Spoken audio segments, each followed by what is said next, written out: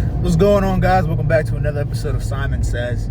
This is my little series on Sundays that I do where I just talk about relationships, and try to build some healthy habits that will help us have more successful relationships, right? And again, like I said previously, the advice that I give today or on any video is not my advice. I didn't just come up with this. I didn't just, say, hey, this would be something great to talk about. Rather, it's a mix of biblical advice and a mix of advice from people who've actually made it and lasted the distance, So today, I want to talk about expectations.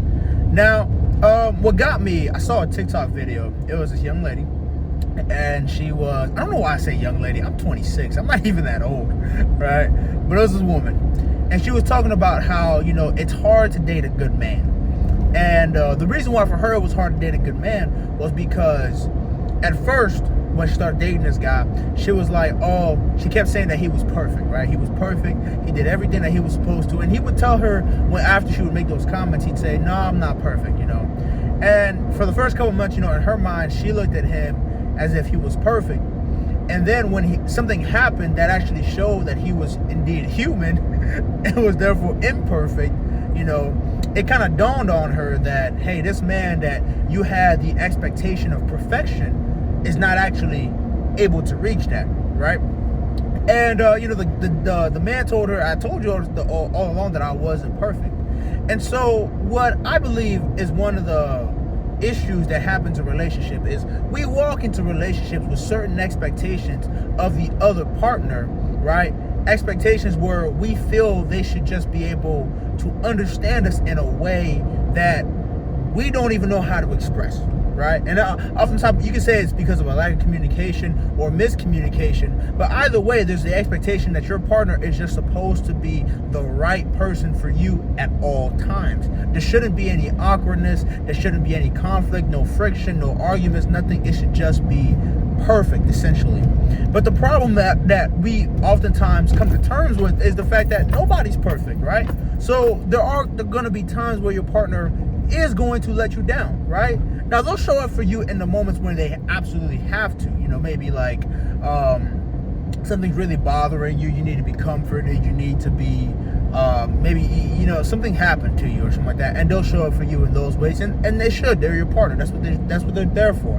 But, when you expect your husband or your wife, your boyfriend or your girlfriend to just automatically know what the problem is with you when you haven't expressed it to them, when you haven't made any inclination that something is wrong, when you just change your mind about something, that I believe is what starts the recipe for disaster, right? Because expectations, number one, is, I don't want to say that it's kind of a course for entitlement, right? But in a sense, it is. And what I mean by that is, when you expect something out of someone, you're essentially saying that I am entitled to this specific behavior out of you. I'm entitled to this certain type of treatment. And the reality is, you probably aren't, right? You got to get to know the person that you're in a relationship with. You got to see how they operate. You got to see what their mindset's like. You have to see whether or not you really are a good fit together, right? Because while I don't believe that there is one inherent person for everyone, right? I think everybody can choose to be the right person. I think it's a lot easier for some people than for others. I think for some people, they're more willing to change certain habits. They're more willing to become the right person for you than others, right? So when you walk into a relationship and you're full of such expectations for the other person, you almost automatically set them up to fail. Because then what you're asking out of them without really asking is, I want you to be perfect. And in your mind, you might think, oh, well, I'm not asking them to be perfect. Of course not. I just expect these things. They're the bare minimum. But the reality of the situation is, you're not the one having to pay the price, I guess, is a for lack of a better term. You're not the one paying the price. You're the one asking for it. The bias there is, you're looking at it as the bare minimum because it's what you want. But you're not looking at it as it's actually a lot more than the bare minimum because you're not having to pay the price. For example, right? If a guy gets with a girl and if a guy gets with a woman, right? And his expectation of her is that she has to cook for him every single night, right? For him, he might think, well, I'm working, I'm doing everything I need to do to make sure that all the bills are paid, right? So she should cook every single night. I should come home to warm food every single night, right? For him, he's looking at it as a trade-off, as, hey, I do this, therefore she has to do this, and that's a fair expectation. But what he might not take into account is what things has happened throughout the day to make her, either tired. It might be the case for maybe a couple of months, but to do that every single day for a long time, I'm not gonna lie to you. I'm someone who enjoys cooking, and I don't like cooking every day. I hate it, all right? I love cooking. I love the process of cooking. I do that thing once a week, maybe twice, all right? So the expectation that you should have a partner who cooks for you every night, you might think in your mind that that is a fair expectation. But until you're the person who actually has to do it every single night and you understand the toll that it takes, you don't really have the right attitude about it. And vice versa. Let's say you have a woman who expects her man to always take her out on these expensive dates. Every day has to be a very nice and almost luxurious one, right?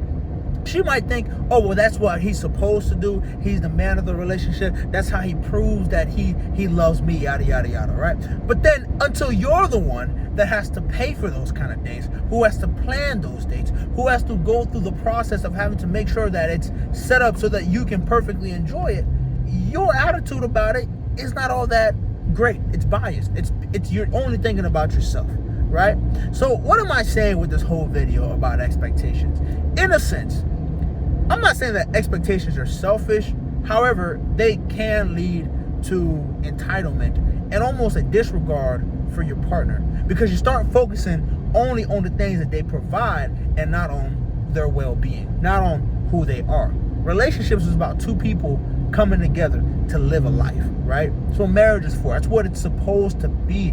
You and your husband or wife engage in life together. You're unified, right? The Bible says that when a man and a woman come together, in the eyes of God, they are one. So both of you are supposed to go through it together. It shouldn't be just, hey, I want this or you want this, right?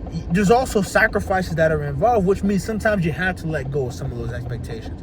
Sometimes you gotta pitch in and say, hey, you know what? I know you've been planning all the dates all the time, but I'm gonna take it for a little bit, right? Or I know you've been cooking every single meal that we've had, but I'm gonna start cooking as well. There has to be not just a balance, but also, what's the word I'm looking for? It's like an interchanging. You know what I'm saying? Like, if you just stick to what you know, and your spouse just sticks to what they know, it's gonna be really hard to feel the kind of love that you want to feel, because it almost seems like it's a business transaction, right? If I, as the man in a relationship, and I only do the things that I'm comfortable doing, and the woman in the relationship, she only does the things that she's comfortable doing, it's gonna be very hard to truly know just how much she loves me, or it's gonna be hard for her to know just how much I love her, because we're never ever giving each other opportunity to do more. We're just sticking to the status quo, right? And while that might make the relationship easier for me or easier for her, we're not gonna grow. We're not gonna get deeper. We're not going to grow that relationship to heights where it probably can go, but won't, because we're just stuck in the status quo. And then now you add in the fact that I expect things out of her and she expects things out of me. Whenever those things don't happen, we're going to argue. Whenever those things don't happen, we're going to get mad at each other. We're going to resent each other. We're going to try to start looking for ways out of the relationship. It's not going to be what it should be. So how do you fix that? How do you make it work, right? How do you not only have a relationship that is well balanced, but also growing in the right way? Again, like I said earlier, the first thing you need to do is learn how to sacrifice certain things. The reality of life is you're not going to get everything that you want, right? Even if you were single, you would not get everything that you want. So be okay with letting go of certain things, certain expectations. Maybe you can't go on a luxurious date every week. Maybe you can only go once a month. That is fine. But you have to learn how to sacrifice so that you can get the things that you need and some of the things that you want, right?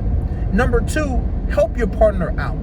Don't just make it a transactional relationship where it's you do your thing and I do my thing, but make it to where it's, hey, you do your thing, but I'm also willing to help you do your thing. Or I'm going to do what I have to do, but you're also willing to help me do what I have to do. And together that allows that trust in the relationship to build, that allows that love for each other. It strengthens the connection between one another because now you know that this person is willing to step in, that they're considerate, they care, they're compassionate, they have this deep love for you to the point where they're willing to do certain things that they don't have to do, right?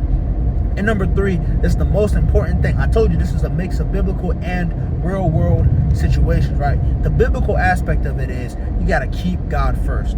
Listen, you need to have a standard. That standard has to be something above both you and your partner. It cannot be something that you both just thought of. It has to be something that is immovable, something that is absolutely certain, something that can never be taken down as long as both of you live. And what is that something? That something is God, or that someone is God. You need to keep God first. You need to make sure that both you and your spouse are moving in His direction. Because if both of you are moving in His direction, I promise you, you will never stray from one another. If both of you are moving towards God, you're never going to go apart. You're always going to get closer, because the more you walk with each other towards God, the closer you're eventually going to get. All right. So anyway, that's what I have for today, guys. I hope it made sense. I hope you understood my message.